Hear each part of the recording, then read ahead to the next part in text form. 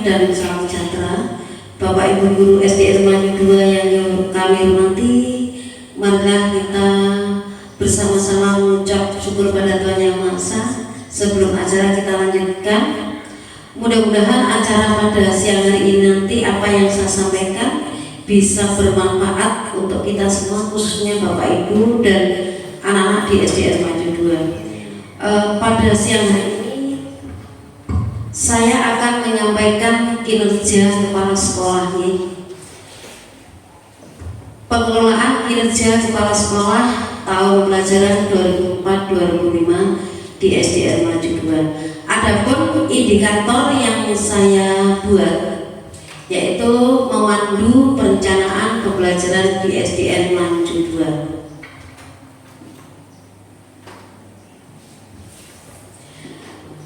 Tujuan pengelolaan kinerja yang saya buat yang pertama, Bapak Ibu, itu memastikan kepala sekolah mendukung guru dalam perencanaan pembelajaran. Jadi kepala sekolah itu mendukung apa yang akan dibuat untuk perencanaan pembelajaran dari Bapak Ibu dari kelas 1 sampai Bapak Ibu guru kelas 6 juga guru mapel. Yang berikutnya adalah untuk meningkatkan mutu pembelajaran melalui peran aktif kepala sekolah. Yang berikutnya memfasilitasi perencanaan yang berpihak pada kebutuhan peserta didik. Jadi di dalam menyusun perencanaan pembelajaran itu harus berpihak pada kebutuhan peserta didik, khususnya yaitu kita di SDN Manyu 2. Bapak Ibu yang kami hormati, adapun peran kepala sekolah dalam perencanaan yang pertama adalah memberikan arahan kepada guru dalam menyusun RPP atau modul. Adapun dalam penyusunan RPP, poin pertama mempunyai tujuan yaitu pembelajaran yang spesifik, terukur dan selaras dengan JP. Yang berikutnya, yang kedua, pemilihan model, metode dan media dalam pembelajaran. Seperti Bapak Ibu di kelas ini sudah berjalan, walaupun dalam penyusunan RPP itu bisa dilaksanakan mandiri atau berkelompok dengan melalui KKG. Tetapi saran saya Bapak Ibu, dalam pelaksanaan pembelajaran itu sebaiknya memang Bapak Ibu harus dilengkapi setiap pelaksanaan pembelajaran di kelas. Bapak Ibu sebaiknya dilengkapi dengan alat peraga. Kayak zaman mau bisik ya alat peraga, kayak saiki istilahnya model atau media, gitu. Kayak Pak Badra itu mengajarkan olahraga, yang saya lihat di situ menggunakan alat peraga, gitu. Karena apa? Saya pernah mendengar istilah Bapak Ibu, 1000 kali anak itu mendengar dia akan lupa, gitu. Tetapi sekali anak itu melihat dia akan selalu ingat. Oleh karena itu dalam kalimat ini saya menekankan Bapak Ibu, setiap menyampaikan pembelajaran di dalam kelas paling tidak Bapak Ibu disertakan alat peraganya. Ngerti? Jadi di SDN Manyu 2 ini alat peraganya Bapak Ibu sebaiknya digunakan sebaik mungkin, jangan sampai rusak tetapi hanya dipangan raya. Ngerti? Yang berikutnya Bapak Ibu, kepala sekolah itu harus memfasilitasi forum diskusi atau kombel intra sekolah. Ini bisa dilakukan mungkin dalam bentuk KKG atau mungkin di sini yang pertama adalah workshop kecil atau lokakarya sekolah, yang fokus pada penyusunan perangkat ajar, penilaian autentik dan integrasi. Nah ini mungkin Bapak Ibu sebetulnya ini yang poin pertama, ini sudah terlaksana dengan melalui kegiatan KKG di gugus 4, gitu Bu. Baik itu mapel agama atau mungkin PJOK guru kelas ini sebetulnya sudah. Yang berikutnya kolaborasi antar guru untuk saling mereview RPP modul ajar sebelum diterapkan di kelas. Jadi saling bertanya, tukar ilmu, gitu. Yang berikutnya adalah memastikan perencanaan selaras dengan kurikulum. Yang pertama, mengacu pada kurikulum yang berlaku. Karena kurikulum kita kadang-kadang panjenengannya sambat gitu, iki rampung dilaksanakan pemerintah wis ngubah.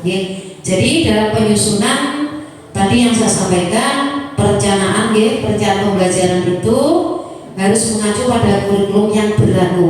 Awak dewa bawa dia manut, ngoten Ibu. Terus kemudian yang berikutnya memuat capaian pembelajaran atau kompetensi dasar secara utuh.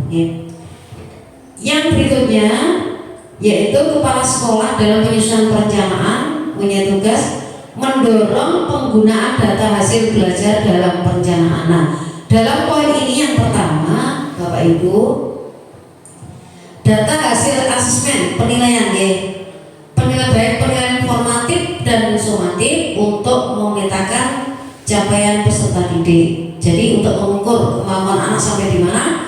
Oleh karena itu dilaksanakan yaitu penilaian formatif dan sumatif. Yang berikutnya data literasi dan numerasi untuk mendeteksi kebutuhan belajar khusus atau intervensi yang diperlukan.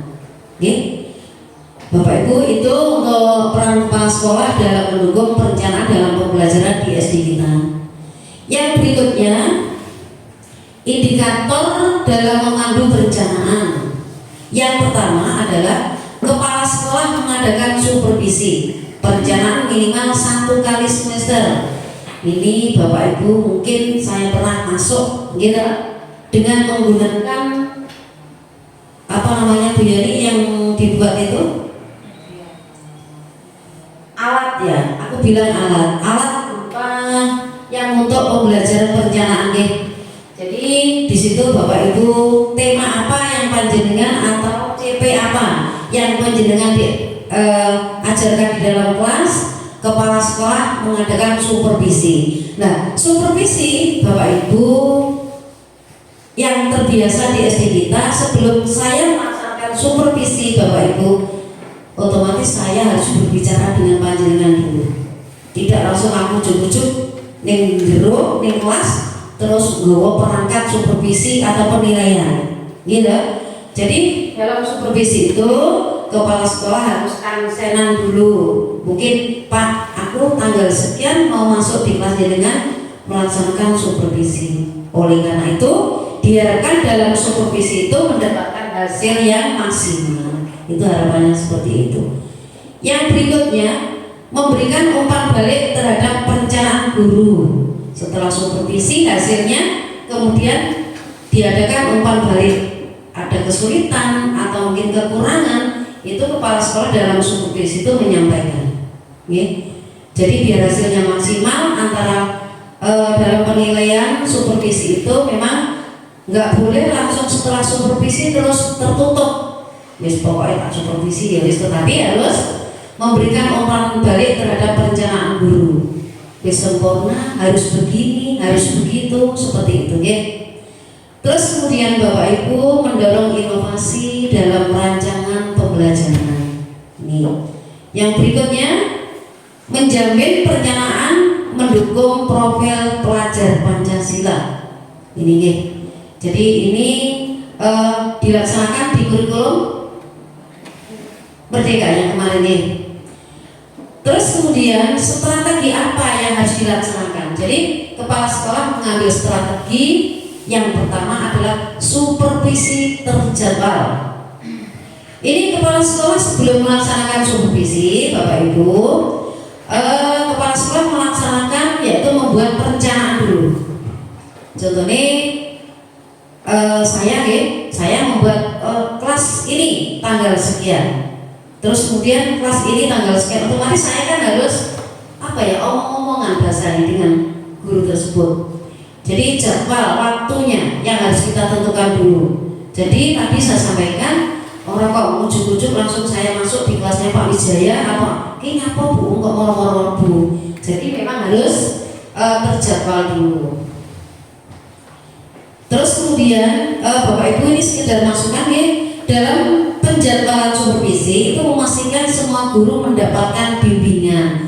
Seharusnya seperti itu Jadi nanti begini, paling nggak ada masukan lah. ada masukan dari kepala sekolah bagaimana nanti seharusnya dalam pelaksanaan supervisi tersebut ya. Terus kemudian yang kedua Bapak Ibu, klinik perencanaan. Nah, klinik ini apa penyembuhan tuh ya? Jalan orang kayak orang dalam klinik kan biar sembuh seperti itu ya. Jadi ini kalau diambil hikmahnya, diambil apa namanya ya? Klinik perencanaan itu adalah biar sempurna, ya. Masuk lewat diulangi juga mungkin loro atau mungkin sakit lah. Namanya di sini klinik perencanaan ini hanya istilah Bapak Ibu ya. Kalau memang betul sakit di rumah sakit namanya ya klinik itu penyembuhan. Ya.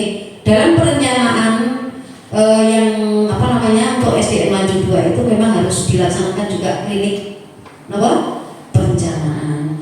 Ruang konsultasi individu dan kelompok ini dilaksanakan baik dengan guru tersebut atau mungkin jika diperlukan dengan siswa. Atau Ibu, itu memang harus ada ruang khusus, yaitu khusus dalam perencanaan pembelajaran. Betul ya? Yang berikutnya kolaborasi, memfasilitasi kolaborasi antar guru yang dari awal sudah saya singgung. Dengerin Pak Mandi, kalau punya ide ini bagaimana dan seterusnya itu ya. Jadi kita saling mengisi, memberi dan menerima. Ya. Kemudian Bapak Ibu contoh praktek baik ya. Yang pertama adalah kepala sekolah memandu guru. Jadi dari semua yang saya sampaikan kita kemas, kita rangkum punya tujuan seperti ini. Kepala sekolah itu memandu guru yang pertama menyusun modul ajar berbasis kebutuhan murid ya. Ini semua harus berbasis kebutuhan murid, kebutuhan siswa ya. Yang kedua menggunakan template RPP sederhana ya. Jadi yang Bapak Ibu buat RPP itu ya seperti itu. Jadi memang harus didampingi, seharusnya seperti itu. Terus berikutnya merancang pembelajaran berdiferensi. Ini sudah ya. Jadi contoh praktek yang baik tadi sudah saya sampaikan. Berikutnya yang akan kita lakukan di SDN Negeri Mancu 2. Nah ini Bapak Ibu, dari kemasan yang saya sampaikan dari awal, kita fokus di sini adalah apa yang harus kita laksanakan. Gitu, apa yang harus kita laksanakan di SDN Mancu 2 agar nantinya apa yang saya sampaikan pada siang hari ini mempunyai tujuan yang sesuai kita harapkan. Betul ya? Yang akan kita lakukan di SDN Negeri Mancu 2 Bapak Ibu di tahun pelajaran 2004-2005 yang pertama adalah memandu guru-guru dalam menyusun modul ajar. Tadi sudah nih dari awalnya yang berbasis kebutuhan murid agar pembelajaran lebih relevan dan bermakna sesuai dengan tujuan. Ya. Terus kemudian yang berikutnya kepala sekolah itu mendorong guru untuk menggunakan template RPP sederhana agar perencanaan lebih efisien namun tetap berkualitas. Nih, orang berdiri-diri jalan ini Bu, kalimatnya seperti itu. Yang berikutnya kepala sekolah memfasilitasi guru dalam merancang pembelajaran. Jadi memberi ruang gerak kepada guru untuk merancang guru tersebut untuk merancang pembelajaran. Nih. Terus kemudian yang selanjutnya Bapak Ibu mengadakan forum diskusi rutin melalui kombel intra sekolah untuk berbagai praktek baik dan menyusun perencanaan pembelajaran bersama. Ini bisa dilaksanakan kalau di gugus 4 kan sudah berjalan Ibu. Kelas 1 KKG kelas 1, kelas 2 begitu. Nggih. Maksudnya di situ nggih. Kesimpulan Bapak Ibu, kita ambil kesimpulan ya. Jadi saya melaksanakan indikator perencanaan dalam pendampingan Bapak Ibu untuk menyusun pembelajaran ya. Kita ambil kesimpulan yang pertama, kepala sekolah memandu merencanakan pembelajaran.